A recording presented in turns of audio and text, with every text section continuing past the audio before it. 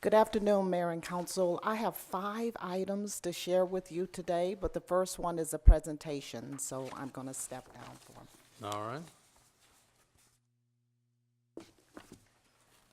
Mr. Carl Gross, if you could please join me.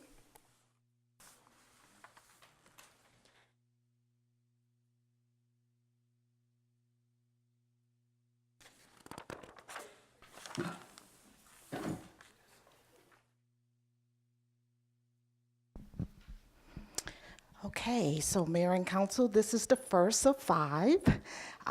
This is Carl Gross. I would like to be the first to congratulate Mr. Carl Gross. He's the Operations Manager at the Corpus Christi International Airport. Carl just recently earned his accreditation with the American Association of Airport Executives. This is a very prestigious accomplishment, one that very few can complete.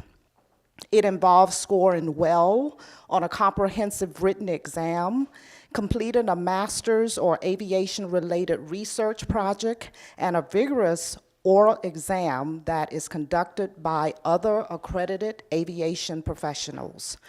Carl is a tremendous asset to the city of Corpus Christi, and we recognize him for this accomplishment. Mayor and Council, I wanted you to be the first, as well as the citizens, to be able to congratulate Carl for this great accomplishment. So congratulations. Thank you for the recognition. Currently, there are only about 470 of us in the country out of about 6,000 active airport executives. So it was quite an interesting process to go through, and glad that I've completed it. Thank you. We would like to take a picture. Well, congratulations.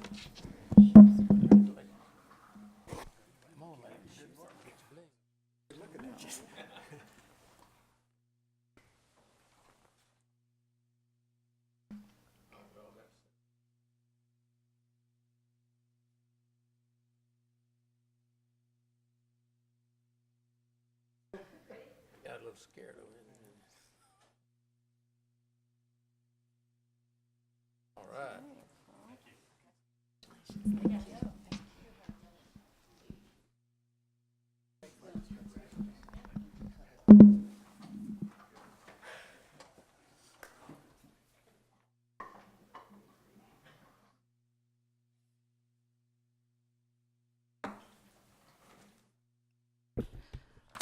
Okay, so Mayor and Council, the second item is actually printed on the agenda under the City Manager comments. We wanted to provide you an update on the Backflow Assembly or the Backflow Prevention Program as it relates to the commercial as well as the industrial districts. So, Mr. Grimsbo. Good afternoon, Mayor, Council.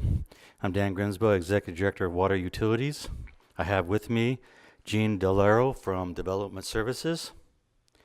This presentation today is providing an update on the status of the Industrial District affidavits and commercial contract to ensure backflow preventers have been installed and or inspected protecting the water system. This slide is stating our requirements we expected from our industrial customers.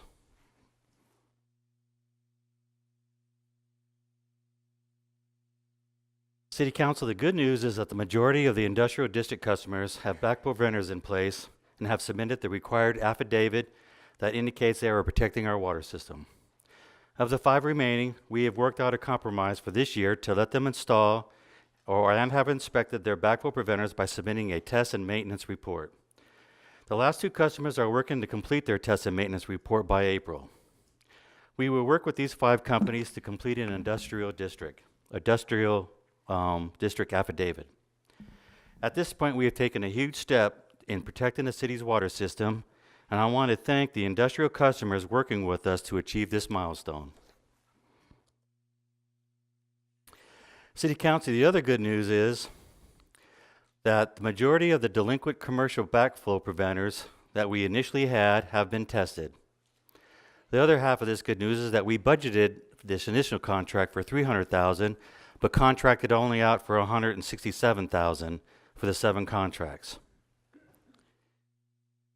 Today, we completed 854 backflows out of 918. The remaining 26 are related to fire sprinkler lines located at hospital facilities, and which have been a bit more challenging due to coordination on logistics, and we're continuing to work those. The challenging part of this program has been that 38 backflow preventers could not be inspected and or tested because the owners refused access to their property. We continue to work with those owners associated with getting on access to their property and to inspect and or test their backflow preventer. Excuse me, just one second. Miles, have you gone to the legal about, if the city's got a right to inspect, I think, I don't know what their legal right is, but I think for public safety, I would think that would be a legal issue that the attorney ought to be able to handle. Yes, and we are going to work with legal on that issue. Mayor, for this one, we're trying to, it's kind of like taking an exam. You do all the easy ones first, and at the end, when you have time, you take care of the harder ones. So we're trying to get all the easy ones done, and then when we get to the hard ones, we'll I've taken plenty of those exams. Yes, yes, sir. So that's kind of the direction we're heading with this one. So we are going to work with legal to get ramped up to figure out how to take care of that. And they have been working very closely with us in determining what areas we could inspect and what we needed to do in order to do the inspections required. To end up here, again, we've taken a huge step into protecting the city's water system, and I want to thank the commercial customers and development services, again, with working with us to achieve this milestone. And we're standing by for any questions. Questions? Mr. Garza? If we adopted a resolution or an ordinance to actually have the power to shut off utilities, should they not allow us to cooperate in terms of our efforts to keep our water supply safe? I would let legal try to address that one. In this instance, it really hasn't been the lack of an ordinance. Let's keep in mind many of these areas are outside the city limits. Termination of utilities is a big step that you don't want to take lightly, especially if you're cutting off millions of gallons of water to a particular facility. And when we talk about the inspections that are required, there is a difference between some of the inspections that are requested by some of the state guidelines, there's actually state guidelines that would want us to that some would argue and require us to check all of the lead solder throughout an entire refinery, which is probably impractical, and the state rules that actually exist. So there have been some interpretational issues that we've been working through on what inspections are required. Councilman Garza, to be honest, our philosophy is really to work with customers and try to get compliance vice punishment. But at some point, though, I mean, we've got to have the ability to be able to, if nothing else, be able to check see what kind of backflow protection we have at the meter, at the point of meter where the rest of the public water could be suspect to contamination. Yes, sir, that's a true statement. And let me just kind of add, Councilman Garza, staff, as they are going and completing the different, with the different companies, if it's determined at some point that we have not been successful in getting these companies to come into compliance, we will be looking at issues like that. Because at some point, we can't keep just spinning our wheels trying to get them to come in compliance if they have made it very clear that they're not. We have to have other remedies, and that would be one of them. But just whatever remedies you need, I mean, feel free to bring them back to the council. Yes, It's sir. important to point out that it's not the point necessarily at which the water is entering the facility that we've encountered the problem. The problem is that some of the state regs arguably require a complete analysis of all the lead solder throughout the entire refinery, which is which is probably not what was ever intended by any state agency. But some of these are actually written down in some of the inspection reports that have been requested. So you have some interpretational issues that we have been working through. So I'd hate to say that we have corporate entities that are refusing to allow us to inspect the connection with the facility. More importantly, it's the interpretation of the regulations that apply and the types of inspections that need to be done pursuant to state law. Keep us posted. All right, anything else? I don't see any. Thank you very much. Yes, sir.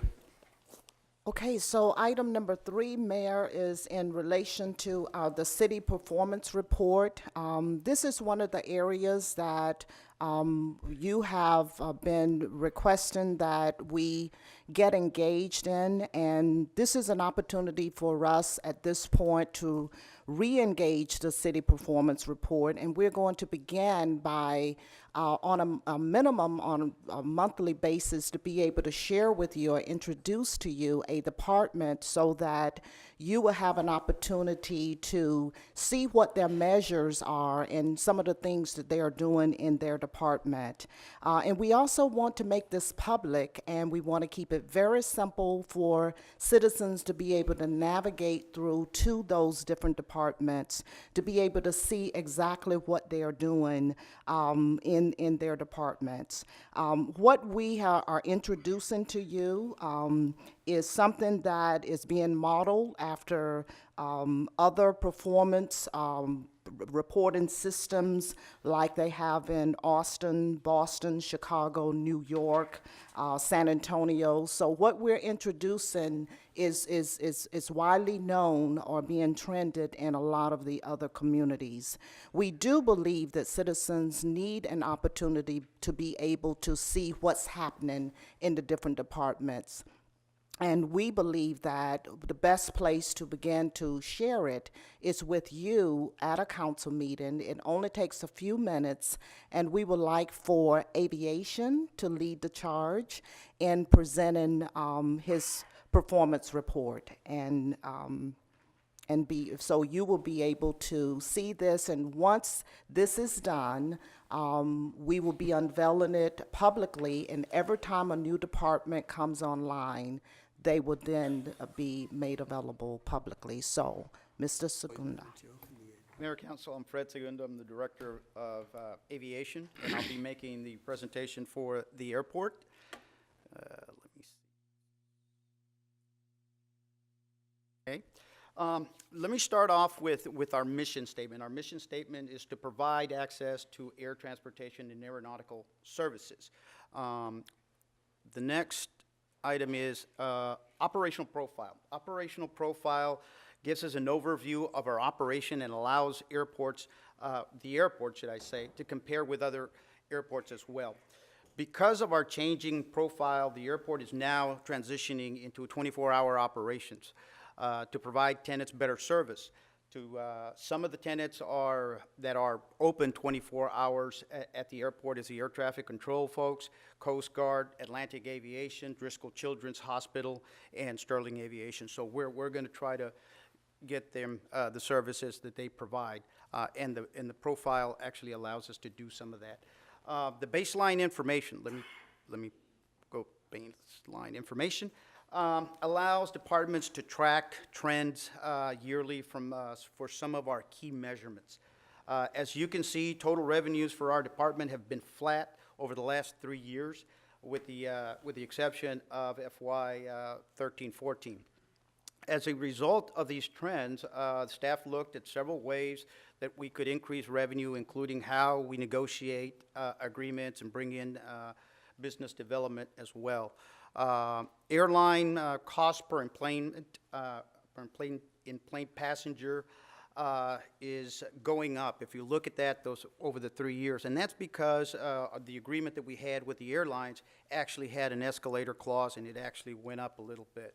And that particular measure just takes just the money that the airlines give to the airport and then we just divide it by the amount of enplanements, and that's kind of what happens with that particular one. The total number of all aircraft arrival and departures, you can see that for about 3 years we had very little activity. But that was because over 3 years we only had one runway, because we were doing a $60 million multi-year project to extend our runways, reconfigure our taxiways, and enhance our navigational aids. That's why you see that trend as well. Yeah.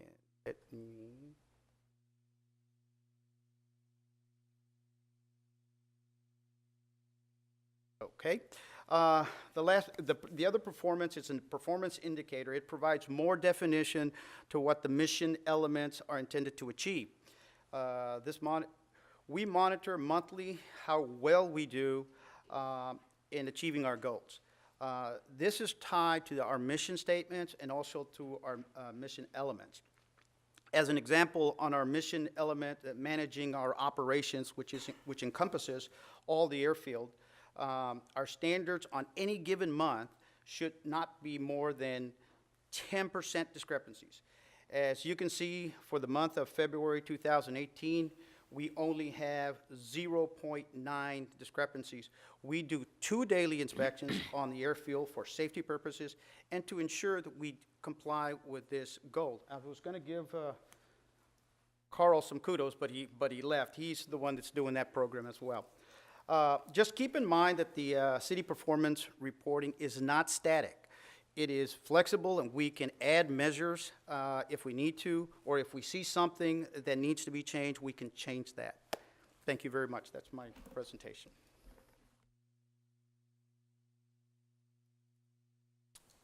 Ms. Opal?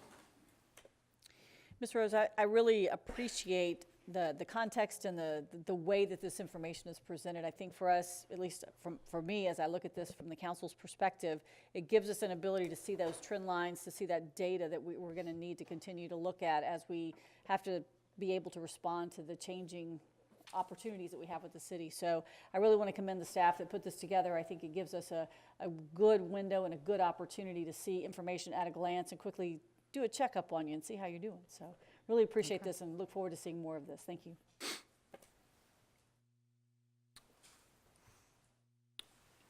Fred, we appreciate it very much. Thank you. Keep flying. Two things I saw in your pictures there. One, you've got the stairway to heaven and with a quote, "Go to a happy place." And I'm thinking, you know, everybody wants to go to heaven, but nobody wants to die. But you got your stairways there, and you're going to a happy place. I couldn't help pass it up. And then your CPR there on the name of your report, I got thinking, it's a good report. They really don't need CPR. But anyway, thank you for bringing your report. Okay, so Mayor, I just have a couple of more items. One is in reference to a educational demonstration that's going to occur very soon. It's regarding zebra mussel prevention, and we're talking about this because the city continues to take proactive measures to be able to preserve our water supply and infrastructure. And what we are saying this for is to let the public be aware that they're invited to an educational demonstration about an invasive freshwater species called the zebra mussel. These mussels, when spread, can cause costly damage to both boats and our water supply infrastructure. The Marina, as well as our utility department, will host this demonstration on Friday, April the 6th at 10:30 a.m. at the Cooper's Alley L-Head Marina Boatyard across from the Yacht Club. The demonstration will help the public identify the invasive species and learn how to prevent the spread of the zebra mussel. And the last item is in reference to an issue that you were made aware of as well as the public as it relates to the frost bank breach. We are beginning to get calls from citizens wanting to know more about what's going on there, and staff has been engaged with Frost Bank, and I think, as you recall, last week, we did have the president of Frost Bank come forward and give an update. But because we're getting calls from citizens wanting to know more about this, I do have a few comments to make in that regard. So city staff have been told by Frost Bank personnel that the lockbox software system in San Antonio has been secured, and it is safe for the city of Corpus Christi customers to mail their payments. Frost Bank is also double-checking the list of individuals affected, and once finalized, they will work with the city to determine the best way to communicate to our customers. Frost Bank has been very cooperative and is committed to assisting our customers affected. We felt that it was necessary to share this because, as mentioned, we are beginning to get calls from citizens wanting to know, is it safe to be able to submit their payments? And that concludes my report, Mayor.